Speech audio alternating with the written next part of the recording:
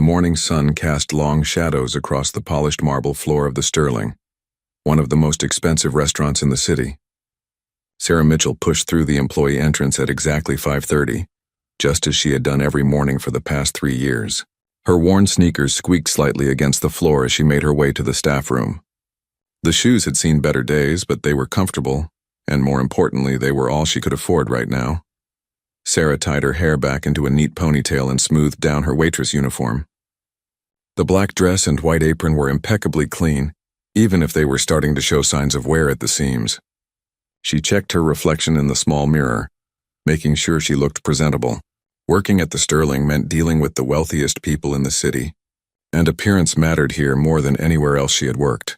"Morning, Sarah," called out Tom, the head chef, as she passed by the kitchen. He was already prepping vegetables for the lunch service, his hands moving with practiced efficiency. "Morning, Tom," she replied with a warm smile. Tom was one of the few people at the Sterling who treated her like a human being, rather than just a servant. Most of the wealthy customers barely acknowledged her existence unless they needed something. The restaurant manager, Mr. Pemberton, gathered the morning staff for the daily briefing. He was a tall, thin man with sharp features and an even sharper tongue. "We have several important reservations today," he announced, consulting his tablet. "The mayor will be dining at 1, and we have 3 separate business parties throughout the afternoon.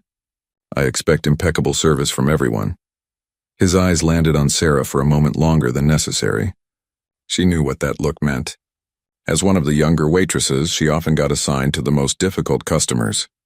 Mr. Pemberton seemed to think she could handle the abuse better than the older staff members. Or perhaps he just didn't care. The morning shift started quietly enough. Sarah served breakfast to a handful of early diners, mostly business people having meetings over coffee and croissants. She moved efficiently between tables, refilling cups and taking orders with a practiced smile. The work was exhausting, but she needed this job desperately. At 11 o'clock, Mr. Pemberton approached her station. "Sarah, you'll be serving table 7 for lunch. Mr. Richard Blackwood has a reservation at noon. He's a regular customer and a very important man." "Make sure everything is perfect," Sarah nodded, feeling a knot form in her stomach.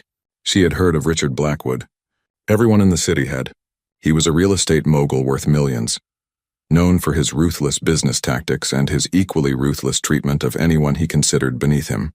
Other waitresses had served him before and had come back to the staff room in tears.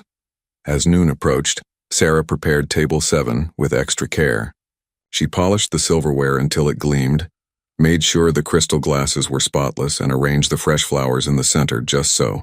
Everything had to be perfect. Richard Blackwood arrived exactly on time, sweeping into the restaurant like he owned it. He was a large man in his early 50s, wearing a suit that probably cost more than Sarah earned in 6 months. His gray hair was slicked back, and his cold blue eyes surveyed the restaurant with obvious satisfaction. He was alone, which somehow made Sarah even more nervous. "Good afternoon, sir," Sarah said pleasantly as she approached his table. "Welcome to the Sterling. My name is Sarah, and I'll be taking care of you today." Blackwood barely glanced at her.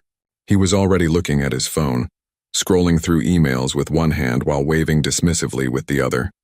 "Water, still not sparkling. And bring me a menu." "Of course, sir. I'll be right back with that."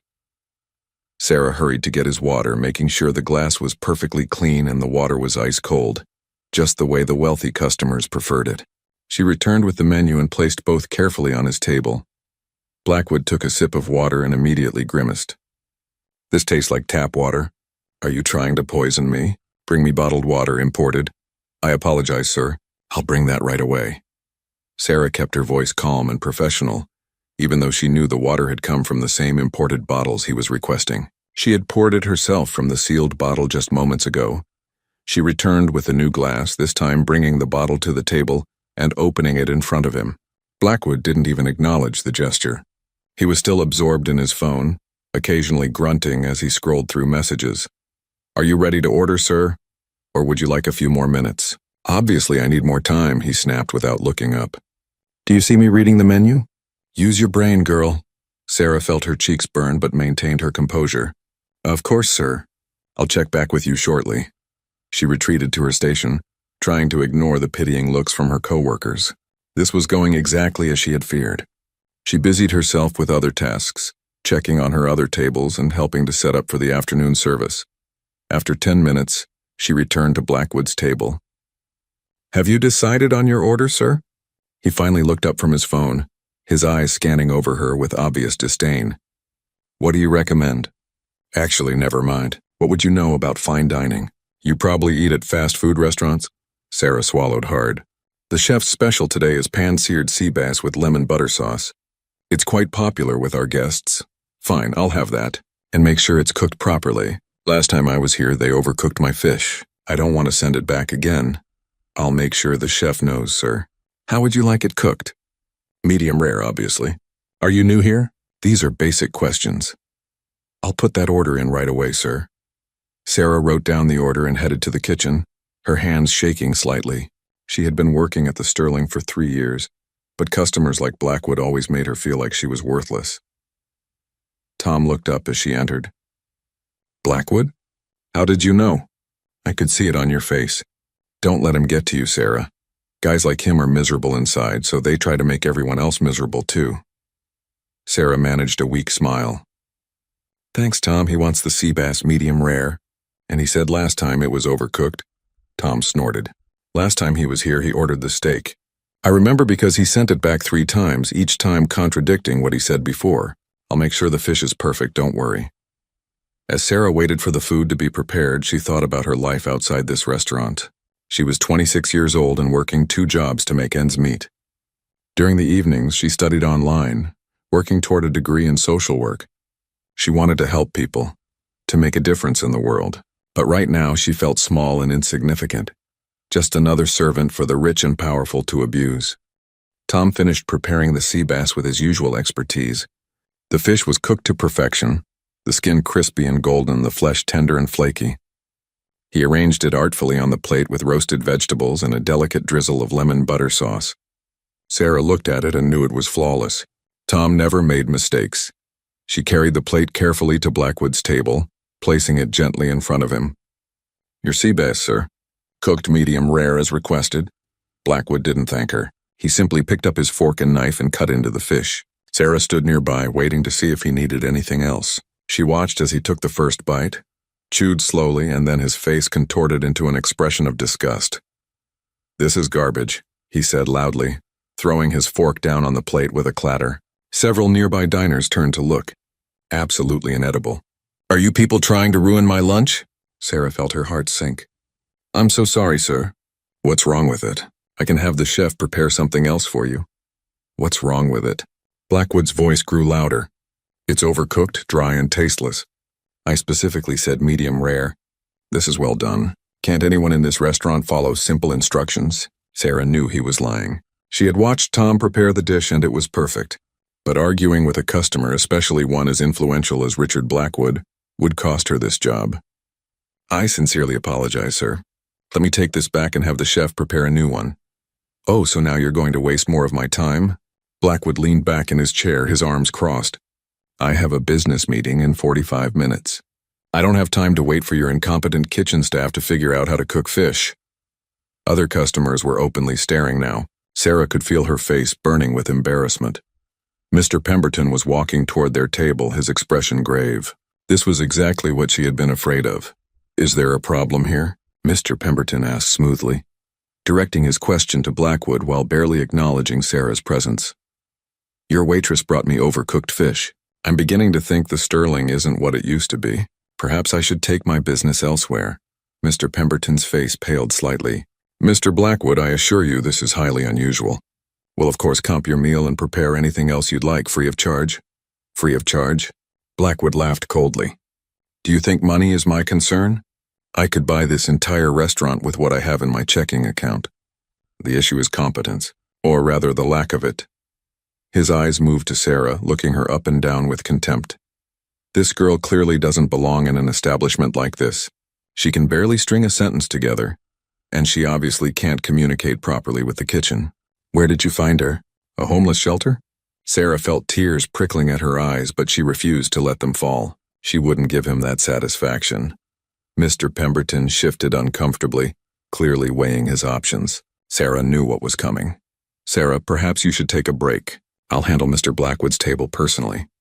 It was a dismissal, and they both knew it. Sarah nodded silently and walked away, her legs feeling weak beneath her. As she pushed through the kitchen door, she could hear Blackwood still complaining loudly about the service. Tom looked up from his station. "What happened?" He said the fish was overcooked and inedible. Sarah's voice was barely above a whisper. "That's impossible. That fish was perfect, and he knows it." Tom's face reddened with anger. These rich types, they just enjoy making people suffer. It makes them feel powerful. Sarah slumped against the wall, suddenly exhausted. "Mr. Pemberton basically told me to leave the floor. I'm probably going to get written up for this." "That's not fair, Sarah. You did everything right." "Fairness doesn't matter when you're dealing with millionaires," Sarah said bitterly. She had learned that lesson many times over the past 3 years. She stayed in the kitchen for the next 20 minutes, helping Tom with prep work and trying to calm her racing heart. Through the small window in the kitchen door, she could see Mr. Pemberton fawning over Blackwood, bringing him a new dish personally. Whatever he had ordered, Blackwood seemed to find it acceptable, though he still looked irritated. Finally, Mr. Pemberton came into the kitchen. His expression was stern as he approached Sarah. "My office now." Sarah followed him through the narrow hallway to his small office at the back of the restaurant. The room was cramped and cluttered with paperwork, schedules, and supplier invoices. Mr. Pemberton sat behind his desk and gestured for Sarah to remain standing. "That was unacceptable," he began without preamble. "Mr. Blackwood is one of our most valued customers. He spends thousands of dollars here every month. He also happens to own the building this restaurant leases space in." Sarah felt her stomach drop. She hadn't known that detail. "He's extremely unhappy with the service he received today. He specifically mentioned you by name as being incompetent and unsuitable for this position." "Mr. Pemberton, I did exactly what I was supposed to do. Tom prepared that fish perfectly. There was nothing wrong with it. Mr. Blackwood was just looking for a reason to complain." "Are you calling our customer a liar?" Mr. Pemberton's voice was cold. "I'm saying the food was prepared correctly. I saw it myself. What you saw or didn't see is irrelevant. The customer's experience is what matters, and Mr. Blackwood's experience today was clearly subpar." He shuffled some papers on his desk, not meeting her eyes. "I'm giving you a formal written warning. Another incident like this and you're terminated. Understood?" Sarah wanted to argue, to defend herself, but she knew it would be pointless. She needed this job. She had rent to pay, student loans to service, and her mother's medical bills to help with. "Understood," she said quietly. "You can return to the floor." Mr. Blackwood has finished his meal and left. Sarah walked out of the office feeling defeated. She returned to her station and mechanically went through the motions of serving her remaining tables. The other waitresses gave her sympathetic looks but said nothing. They had all been in similar situations before. The afternoon dragged on endlessly. Sarah served business lunches, anniversary celebrations, and casual diners, all while trying to push the morning's humiliation out of her mind. Every time she passed table 7, now occupied by a different customer, she felt a fresh wave of anger and shame. As her shift finally neared its end, Sarah was clearing a table near the window when she overheard 2 businessmen talking at the next table. "Did you hear about the East Side Development Project?" one of them was saying. "Blackwood is trying to buy up all the properties in that neighborhood. He's offering pennies on the dollar, and when people won't sell, he finds ways to force them out." "That's his style," the other man replied. "Remember the Riverside Apartments? He bought that building and immediately raised all the rents by 300%. Half the tenants were elderly people on fixed incomes.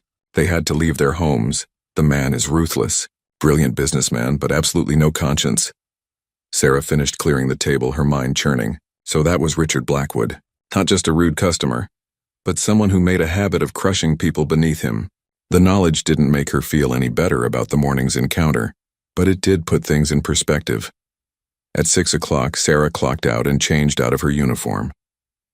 Her feet ached and her head was pounding from stress and suppressed tears. As she walked toward the bus stop, she pulled out her phone and saw a message from her mother. "How was work today, sweetheart?" Sarah thought about telling her what had happened, but decided against it.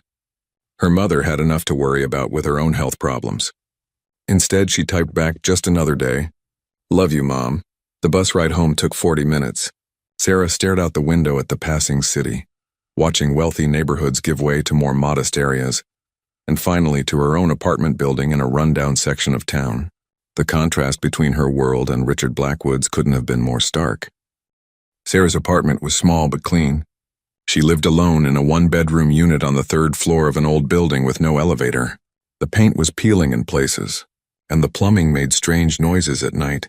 But the rent was affordable, and the landlord was understanding when she occasionally had to pay a few days late. She dropped her bag by the door and collapsed onto her second-hand couch. Her phone buzzed with a reminder about her evening class. She was taking an online course in child psychology, one of the requirements for her social work degree. The class started in an hour, which gave her just enough time to make some dinner and review her notes. As she heated up leftover pasta in the microwave, Sarah thought about the path that had led her here. She had grown up in a working-class family, the daughter of a factory worker and a nurse. Her father had died when she was 15, leaving her mother to raise her alone.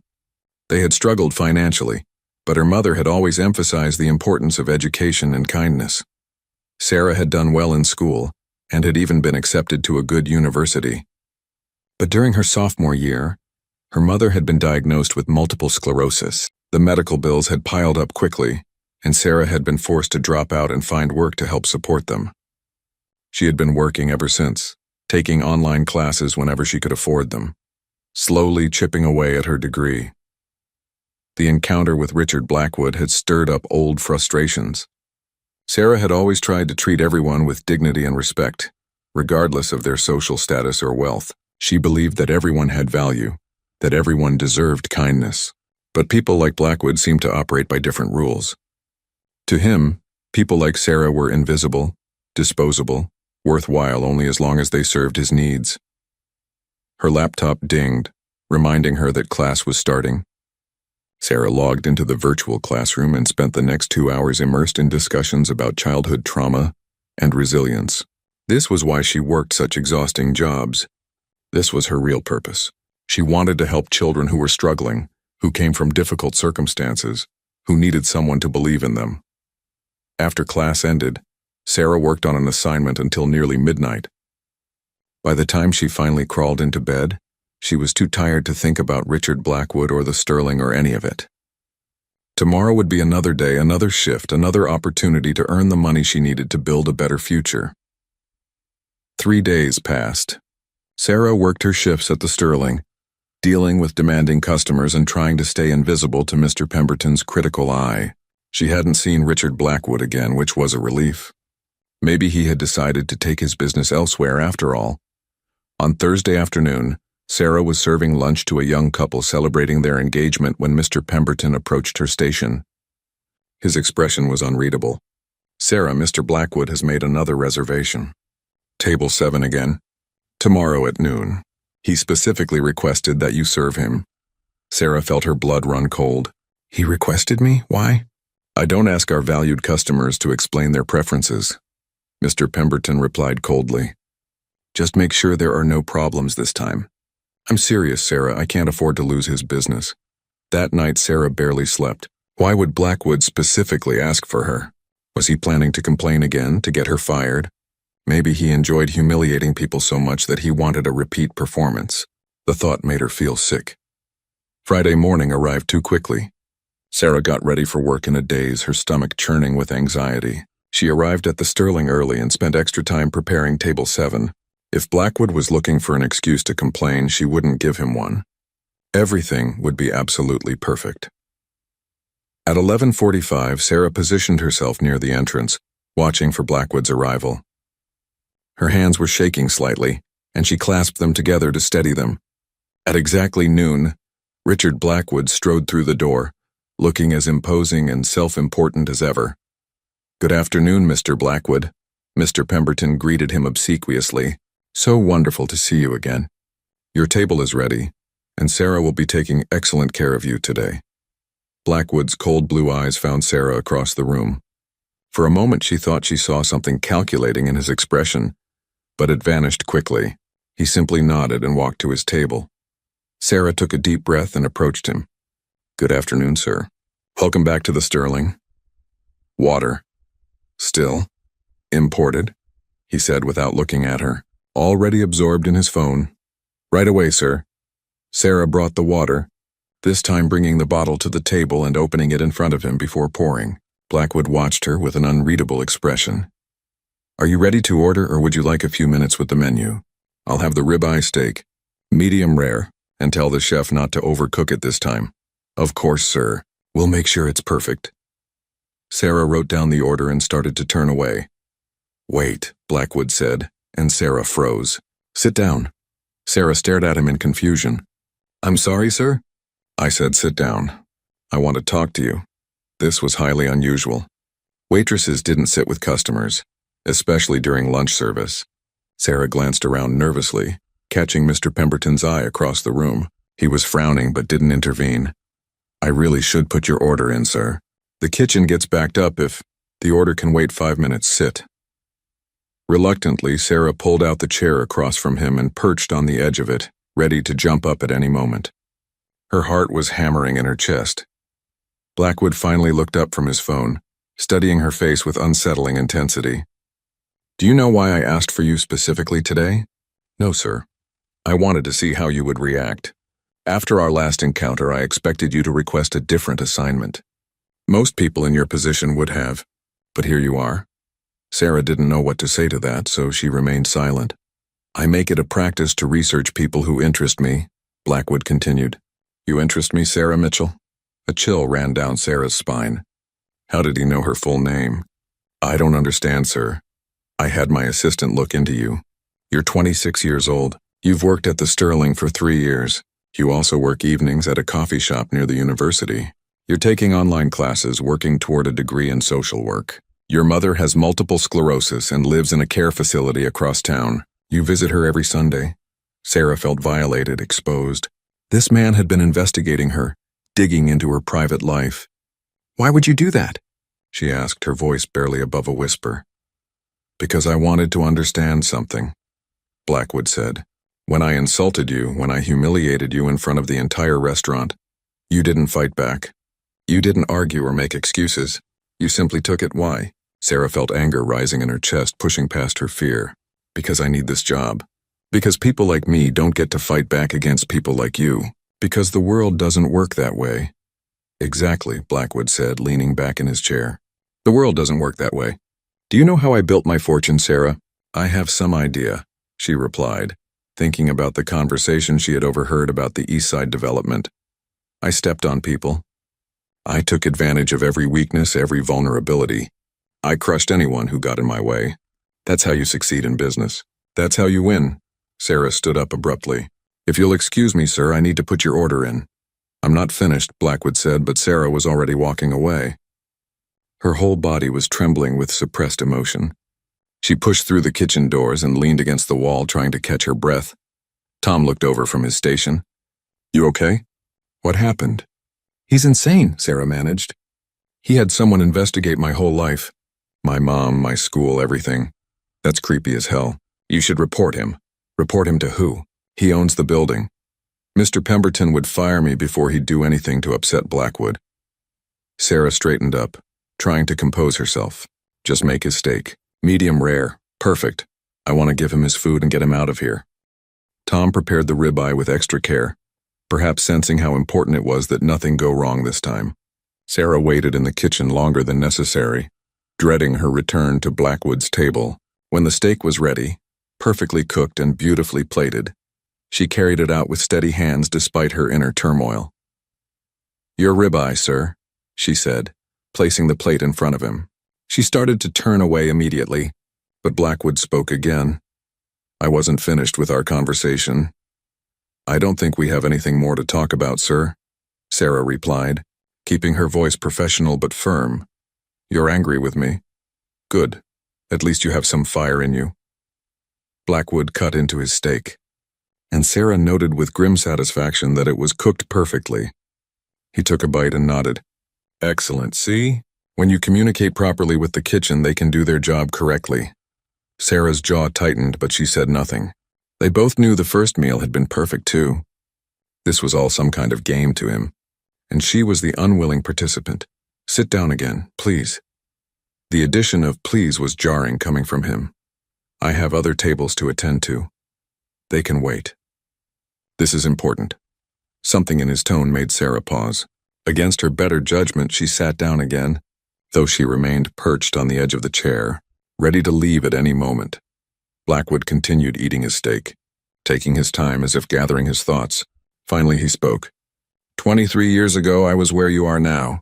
Not literally, of course. I wasn't a waiter.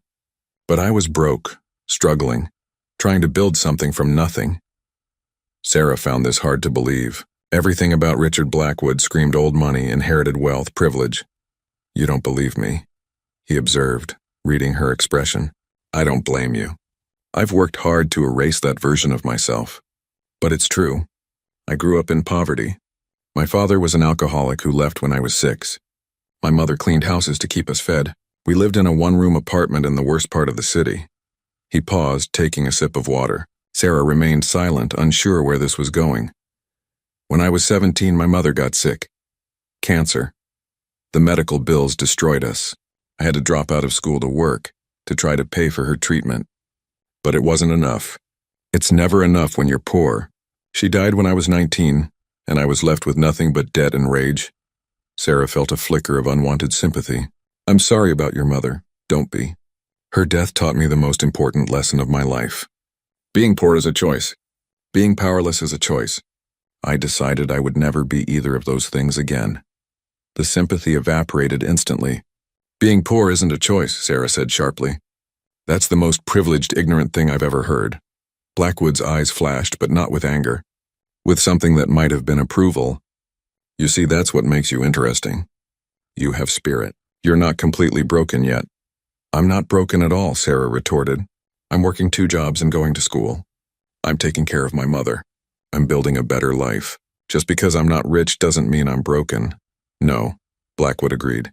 But the world will break you eventually if you let it. It breaks everyone who refuses to play the game. What game? The game of power. Money is power. Power is everything. You can be as kind and good as you want, but without power, your kindness means nothing. It changes nothing. Sarah stood up again. I don't agree with that at all. Kindness matters. Helping people matters. Not everything is about money and power. Really?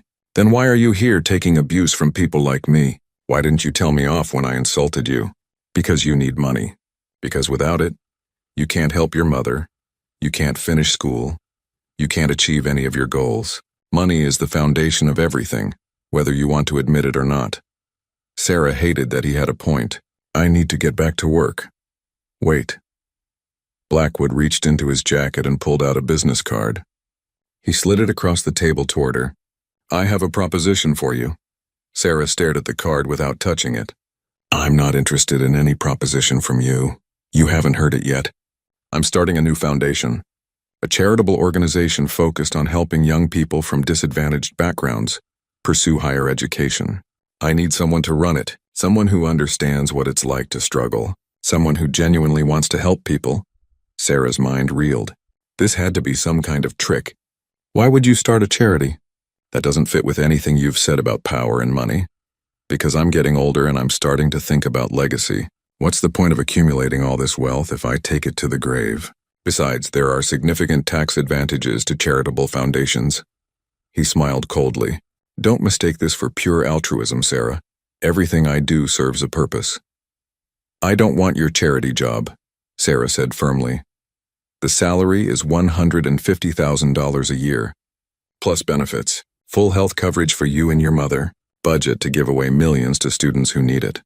Sarah felt dizzy. That kind of money would change her life completely. She could finish school full-time.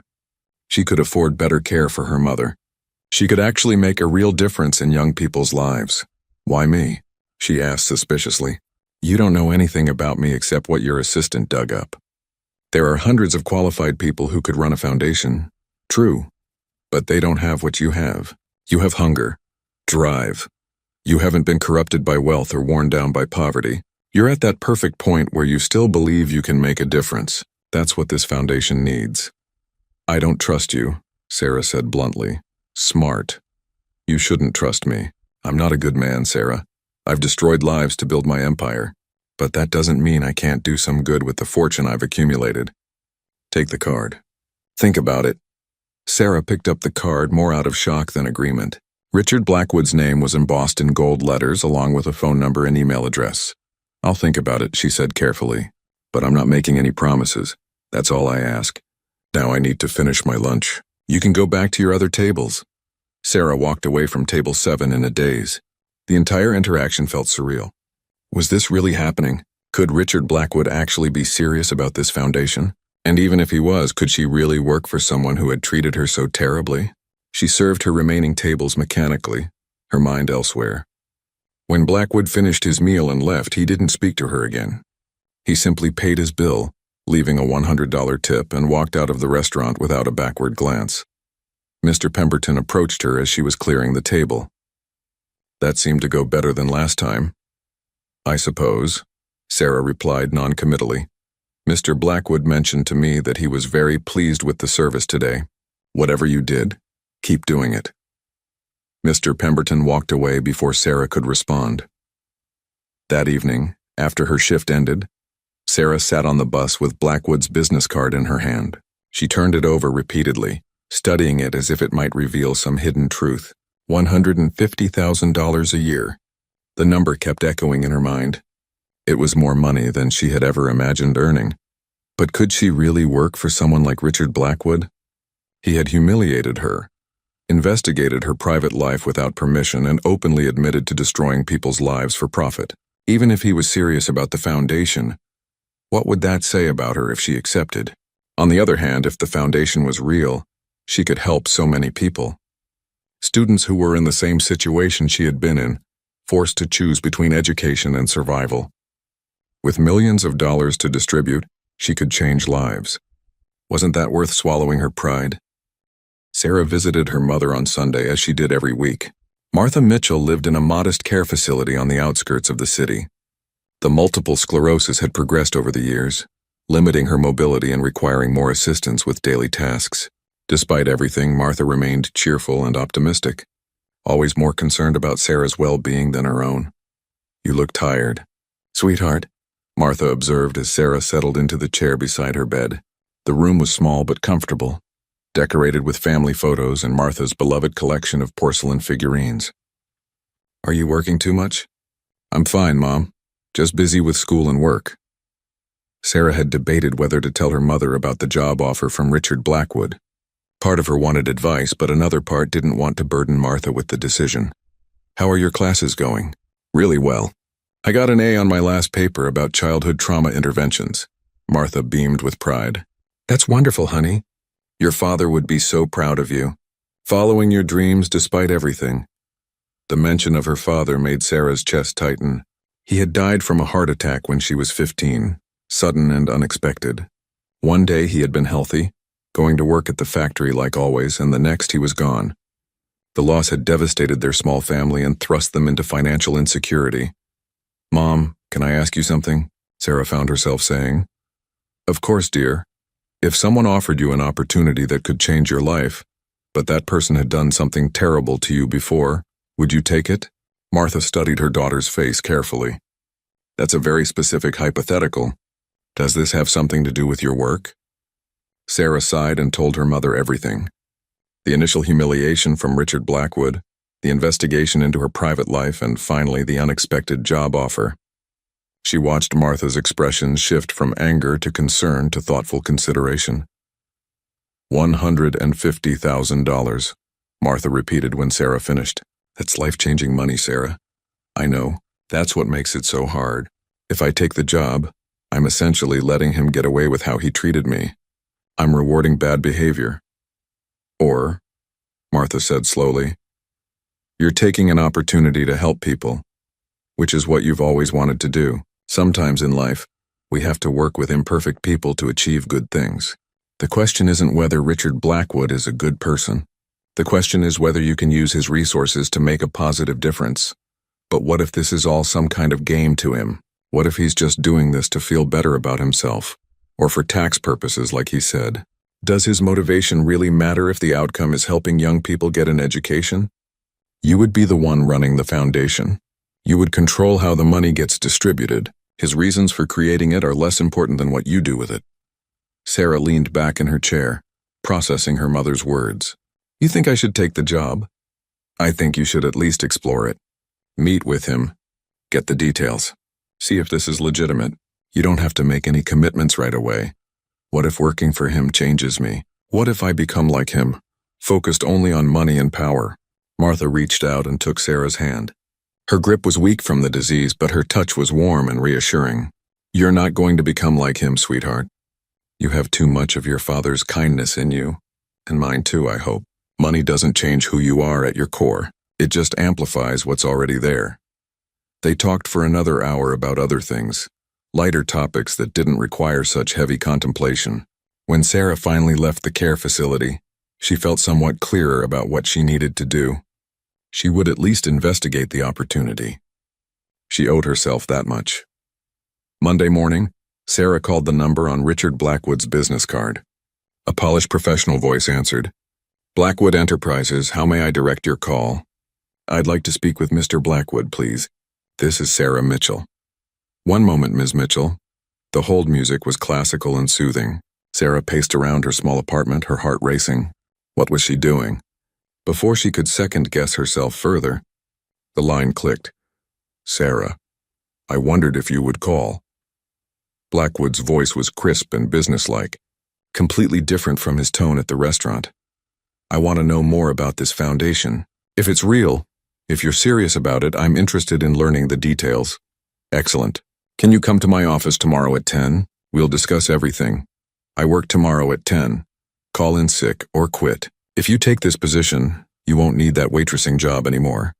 Sarah bristled at his presumptuous tone. I'm not quitting my job until I know this is legitimate. Can we meet after 5? There was a pause. Sarah suspected Richard Blackwood wasn't used to people dictating terms to him. Fine, 5:30. I'll send you the address. I have it on your business card. That's my corporate headquarters. I'll send you the address of my personal office. It's more private. He hung up without saying goodbye. Sarah stared at her phone, wondering if she had just made a terrible mistake, but it was too late to back out now. She had set the meeting in motion. Tuesday dragged by slowly. Sarah worked her shift at the Sterling, going through the motions while her mind was elsewhere. She kept thinking about what Martha had said. Maybe she could use Blackwood's resources for good without compromising her own values. Maybe this was the opportunity she had been working toward all these years. At 5 o'clock, she clocked out and changed into the nicest outfit she owned, a simple navy dress that she usually reserved for job interviews. She took the bus across town to the address Blackwood had sent her. It was in an exclusive neighborhood where she had never been before, a high-rise building with a doorman and marble floors. The doorman checked her name against a list and directed her to the top floor. Sarah rode the elevator up, watching the numbers climb higher and higher. The doors opened onto a private lobby with only one door. Before she could knock, it swung open. Richard Blackwood stood there dressed more casually than she had seen him before, in slacks and a button-down shirt without a tie. Right on time. I appreciate punctuality. Come in. The office was enormous, taking up the entire top floor of the building. Floor-to-ceiling windows offered panoramic views of the city. The furnishings were elegant and expensive, but not ostentatious. Everything spoke of wealth, but restrained, tasteful wealth. Can I get you something to drink? Coffee, tea, water? Water would be fine, thank you. Blackwood poured water from a crystal pitcher into 2 glasses and handed her one. He gestured to a seating area near the windows. Please sit. Let's talk about the foundation. Sarah sat on a leather chair that probably cost more than her monthly rent. Blackwood sat across from her, his posture relaxed but his eyes sharp and attentive. First, let me be clear about something, he began. This foundation is not a whim. I've been planning it for over a year. I've already allocated $50 million as the initial endowment. The paperwork is nearly complete. I've hired lawyers to set up the legal structure. This is happening whether you're involved or not. Then why do you need me specifically? Because I need someone to run it who actually cares about the mission. I could hire any number of nonprofit professionals, but they would see it as just another job. You would see it as a calling. That makes all the difference. What exactly would my role be? You would be the executive director. You would have full authority to make decisions about which students receive funding, how much they receive, and what programs we support. I wouldn't interfere with those decisions. You would also hire your own staff, within a reasonable budget. The foundation would cover operational costs separately from the endowment. Sarah's mind was reeling. This was bigger than she had imagined. Why wouldn't you want control over how the money is distributed? It's your money. Once it goes into the foundation, it's not my money anymore. That's the whole point. And honestly, I don't have time to manage the day-to-day operations. I have my own businesses to run. I need someone I can trust to handle it properly. You barely know me. How can you trust me? Blackwood leaned forward slightly. I've made my fortune by reading people, Sarah. I'm very good at it. When I insulted you at the restaurant, I was testing you. I wanted to see how you would react under pressure, how you would handle someone more powerful than you treating you unfairly. That's a terrible way to test someone, Sarah said angrily. Perhaps, but it was effective. You maintained your composure. You didn't lash out or crumble. You did your job professionally despite being humiliated. That tells me you have emotional intelligence and resilience. Those are essential qualities for this position. Sarah stared at Blackwood, trying to process what he had just admitted. You humiliated me on purpose? As a test? Yes, and you passed. Most people would have either fought back and lost their job, or been so devastated they couldn't continue. You found a middle path. You survived. He took a sip of water. I need someone who can survive in difficult situations because running a foundation isn't as simple as just giving away money. There will be difficult decisions, people you have to say no to, critics who question every choice you make. You need to be tough. I'm not sure whether to be insulted or impressed by your logic, Sarah admitted. Be both. That's appropriate. Blackwood stood and walked to his desk, returning with a thick folder. These are the preliminary documents for the foundation. Take them home. Review them with a lawyer if you want. I'm not asking you to sign anything today. I'm simply showing you that this is real. Sarah took the folder, her hands trembling slightly. She opened it and saw legal documents, financial statements, architectural plans for an office space. This was indeed real. Blackwood had already invested significant time and resources into creating this foundation. The foundation will be called Second Chance Educational Trust, Blackwood continued. The mission is to provide full scholarships to students from low-income backgrounds who show academic promise and genuine commitment to their education. We'll cover tuition, books, housing, and provide a living stipend. No student should have to choose between working full-time and finishing their education the way you have. Something in his voice made Sarah look up sharply. Is that what you had to do? When your mother was sick? Yes, I worked 3 jobs to try to pay for her treatment and keep us housed. I was exhausted all the time. I couldn't focus. I made mistakes. Eventually, I had to drop out of school entirely because I couldn't do both. It was the worst period of my life. But you obviously did okay in the end, Sarah observed, gesturing at the luxurious office surrounding them. I did, but it took me 15 years of brutal work to claw my way up. And I had to become someone I'm not particularly proud of in the process. If I had been able to finish my education, maybe I could have achieved the same success without sacrificing quite so much of my humanity. This was the most honest Blackwood had been with her. Sarah saw something in his eyes that looked almost like regret, but it vanished quickly, replaced by his usual calculating expression. I know you're skeptical of my motives, he said. You should be. I'm not doing this out of pure altruism. Part of it is legacy. Part of it is tax strategy. Part of it is because I'm getting older and I'm tired of being known only as a ruthless businessman. But does any of that really matter if the outcome is helping hundreds of young people get an education? My mother said something similar, Sarah admitted. Your mother sounds wise. How is she doing, by the way? With her condition? As well as can be expected. The facility she's in is decent, but it's not great. I wish I could afford somewhere better. If you take this job, you could. The health benefits package includes coverage for dependents. You could move her to one of the premier facilities in the city. They have specialized MS care programs. Sarah felt tears prickling at her eyes. She blinked them back, refusing to let him see her cry. You really did your research, didn't you? I told you. I don't do anything halfway. Blackwood returned to his seat. I understand this is a big decision. Take your time. Review the documents. But I do need an answer within 2 weeks. If you decide not to take the position, I'll need to begin interviewing other candidates. Can I ask you something personal? You can ask. I may not answer. Why did you become so ruthless? After your mother died, you could have used that pain to become someone who helps people, who makes the world better. Instead, you became someone who hurts people to get ahead. Why? Blackwood was quiet for a long moment. When he spoke, his voice was harder, colder. Because being kind doesn't pay the bills.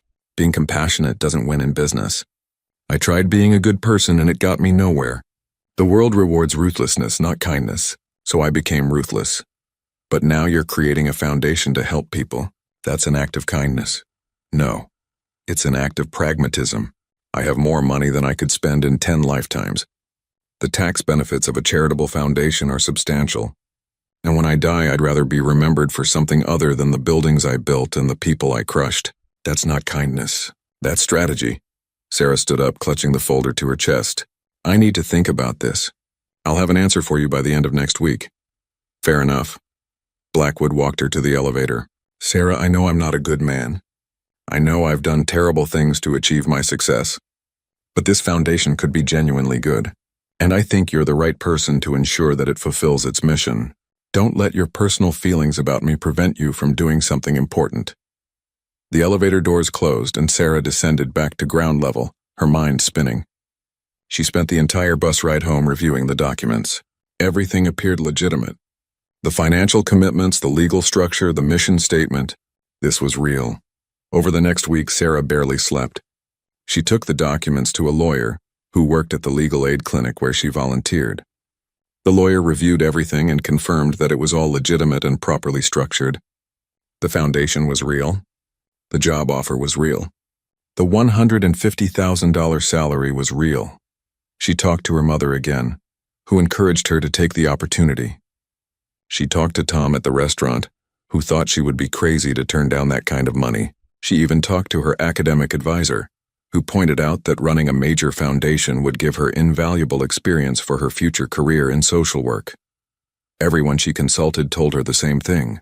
This was an incredible opportunity.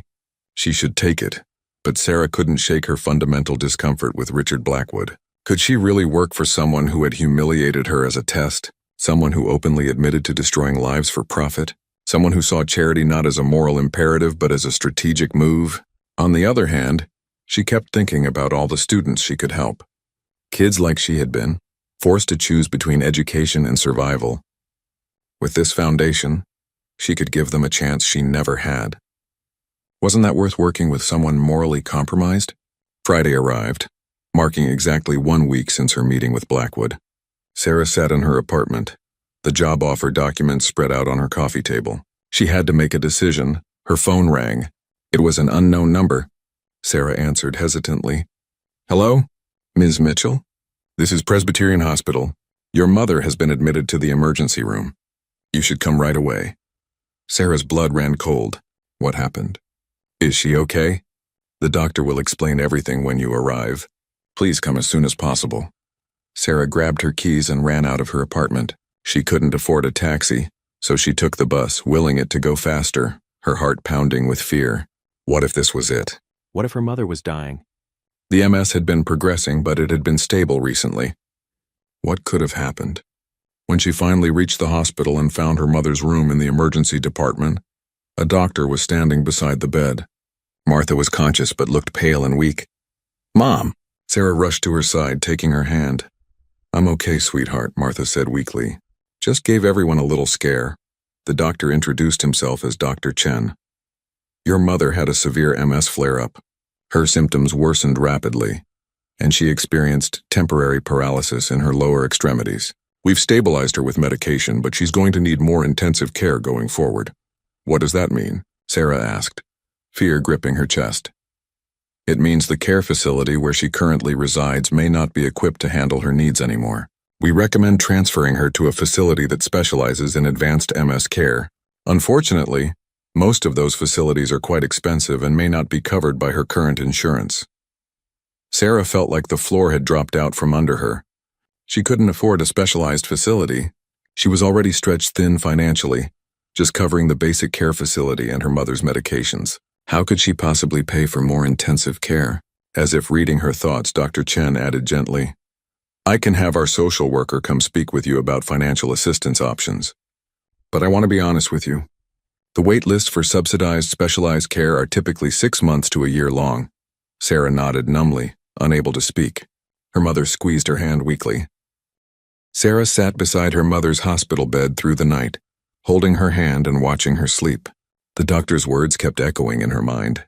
Specialized care facility, expensive. 6-month to 1-year wait list for assistance. She did the math in her head over and over, but the numbers never worked out.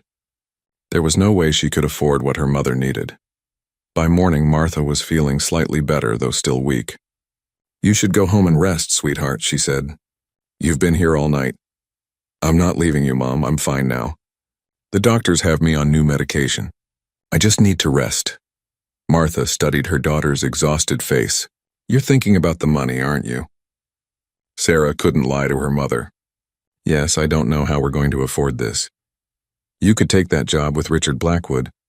Didn't you say the health benefits would cover me?" "Mom, I can't make a decision this important based on a medical emergency. What if I take the job and regret it? What if working for him compromises everything I believe in?"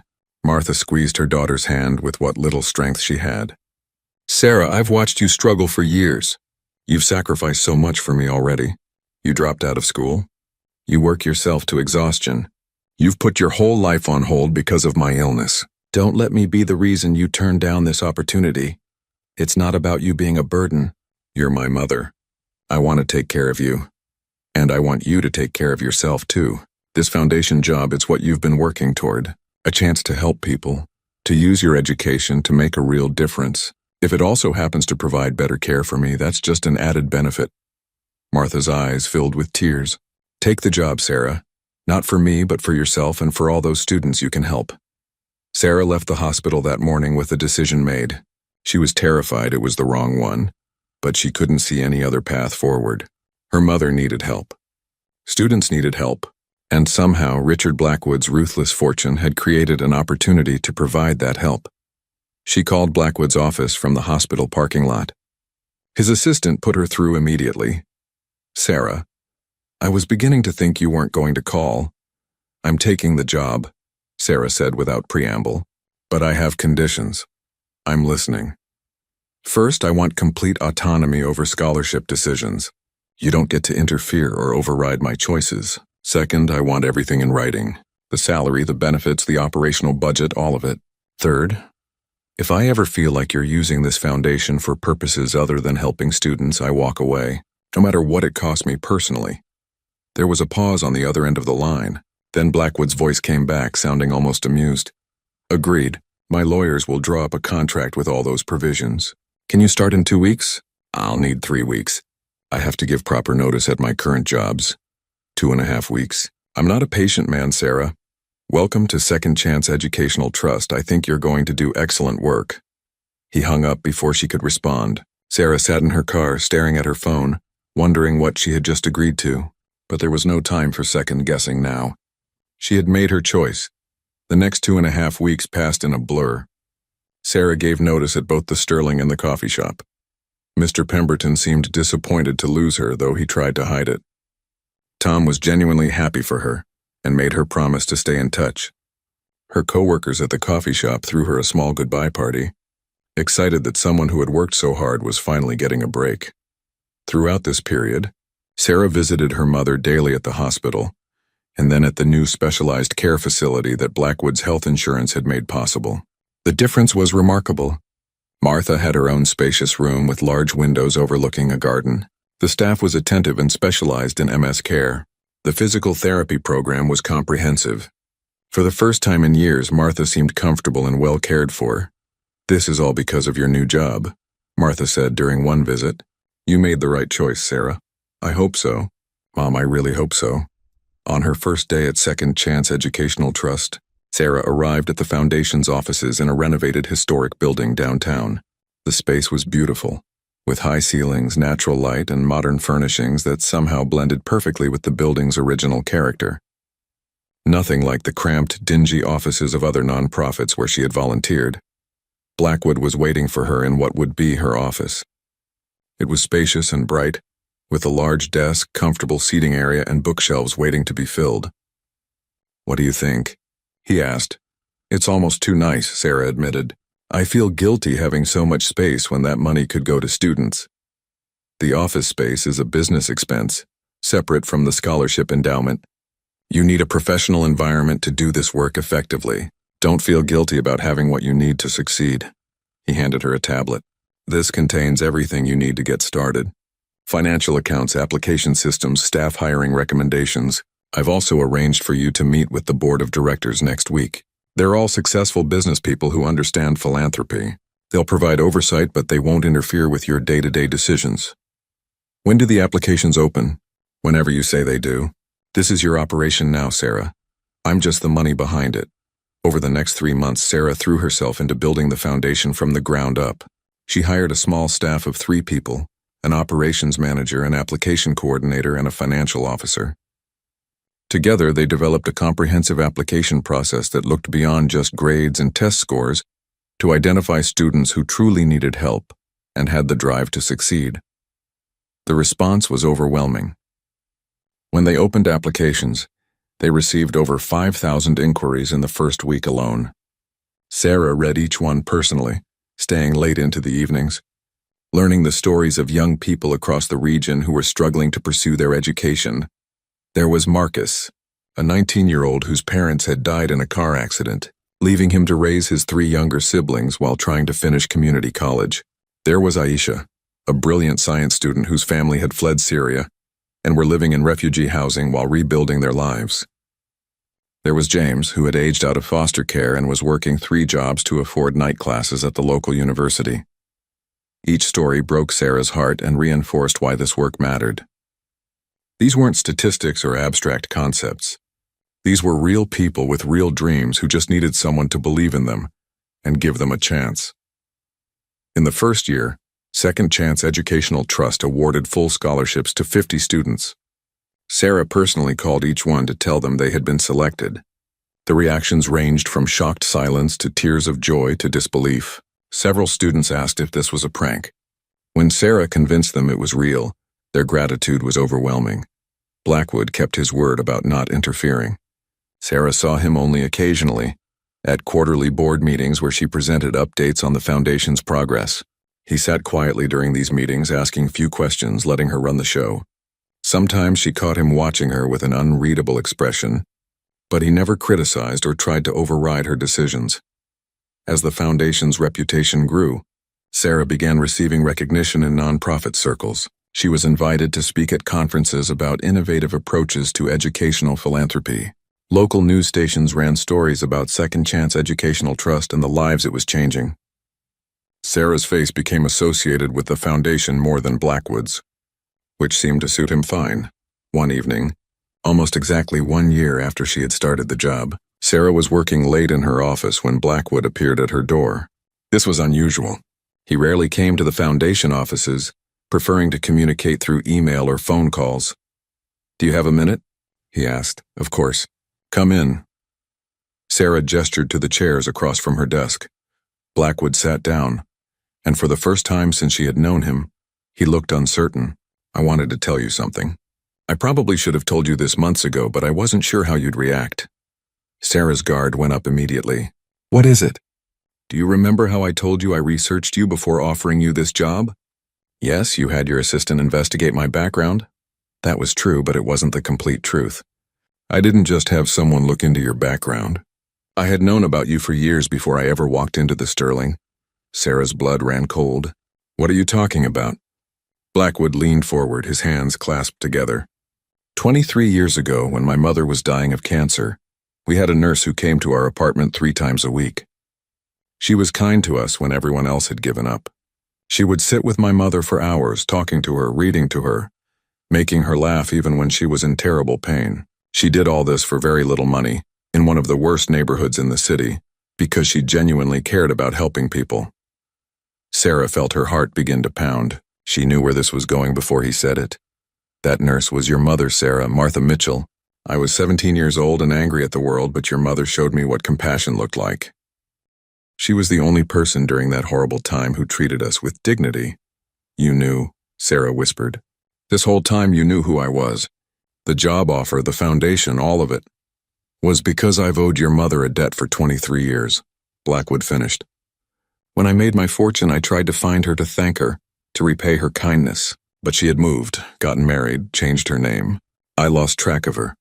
Then 3 years ago, when I was looking into purchasing the building where the Sterling operates, I saw the staff files. Your employment application listed your mother as Martha Mitchell, formerly Martha Reeves, living in a care facility with multiple sclerosis. Sarah couldn't breathe. This entire past year, everything she had accomplished, it hadn't been because of her own merit. It had been charity, pity, repayment of an old debt. Why didn't you tell me? She demanded, her voice shaking with anger and hurt. Why did you make me think I earned this position? Because you did earn it, Blackwood said firmly. Yes, I created the foundation partly to repay your mother's kindness, but I chose you to run it because you were the right person for the job. Everything you've accomplished this year, every student you've helped, every program you've developed, that was all you, Sarah. I just provided the resources. You manipulated me. You tested me at the restaurant, pretended you didn't know who I was, made me think this was some random opportunity. How am I supposed to trust anything about this now? You're not supposed to trust me. I've told you from the beginning that I'm not a good man. But look at what you've built. Look at the lives you've changed. Does it really matter how it started if the outcome is genuine good being done in the world? Sarah stood up abruptly, her chair scraping against the floor. I need to think. I need to process this. Please leave. Blackwood stood slowly. I understand. Take whatever time you need. But Sarah, for what it's worth, your mother saved my life in a way. She showed me that kindness existed in the world, even in the darkest times. I've spent most of my adult life forgetting that lesson, but it never completely left me. This foundation, you running it, it's my way of honoring what she gave me when I needed it most. After he left, Sarah sat in her office for hours, staring at the wall. Everything she thought she knew had shifted. The job she was so proud of, that she had worked so hard at, had been based on a connection she never knew existed. Part of her wanted to quit immediately, to walk away and find something she had earned entirely on her own merit. But then she thought about Marcus, who had just finished his first semester with straight A's while still caring for his siblings. She thought about Aisha, who was thriving in her engineering program and talking about becoming a doctor. She thought about James, who had sent her a heartfelt thank you letter saying the scholarship had literally saved his life. She thought about her mother, who had spent her career helping people without expectation of reward or recognition. Martha had shown kindness to a desperate teenager and his dying mother decades ago, not because she wanted anything in return, but simply because it was the right thing to do. And somehow, through a strange twist of fate, that kindness had circled back to provide for Martha in her own time of need. Maybe that was the secret gift her mother had always possessed, not wealth or power or connections, but the simple, profound ability to see the humanity in everyone, to offer compassion without judgment, to help without expecting anything in return. And maybe, just maybe, that gift had been passed down to Sarah. By the time dawn broke through her office windows, Sarah had made her decision. She would stay, not because she owed Richard Blackwood anything, and not because the job had been handed to her through her mother's ancient act of kindness. She would stay because the work mattered, because those students needed her, and because she could do genuine good in this role. But things would be different now. She would run the foundation on her terms, with complete transparency about its origins. She would honor her mother's legacy not by pretending it didn't exist, but by living up to the example of compassion and service Martha had always demonstrated. Sarah picked up her phone and called Blackwood. He answered on the first ring as if he had been waiting. I'm staying, she said, but we're making some changes. First, we're renaming the foundation. It's going to be called the Martha Mitchell Educational Trust. Second, we're going to tell this story publicly. The real story of how it started. People should know that this foundation exists because a nurse showed compassion to a dying woman and her son 30 years ago. Agreed, Blackwood said without hesitation. Whatever you want. And third, you're going to match your initial $50 million endowment. $100 million total. If we're going to honor my mother's legacy, we're going to do it right. There was a pause. Then Blackwood laughed, a genuine sound of amusement that Sarah had never heard from him before. You're learning to negotiate. I like it. Done. The additional funding will be transferred by end of week. After they hung up, Sarah walked to the window and looked out at the city waking up below. Somewhere out there, students were getting ready for class, working toward their dreams despite impossible odds. And because of her mother's simple act of kindness 3 decades ago, because of Sarah's determination to honor that legacy, Those students would have a chance they might not have had otherwise. Maybe Richard Blackwood was right. Maybe in the end, the motivation behind good deeds mattered less than the deeds themselves. Or maybe her mother was right, and kindness planted in the world always found a way to grow, even if it took decades to bloom. Sarah smiled as the sun rose over the city, feeling for the first time that she was exactly where she was meant to be, doing exactly what she was meant to do. Her mother's secret gift had been compassion, and now it was Sarah's gift too, amplified and multiplied, touching hundreds of lives and creating ripples that would extend far into the future. The work was just beginning.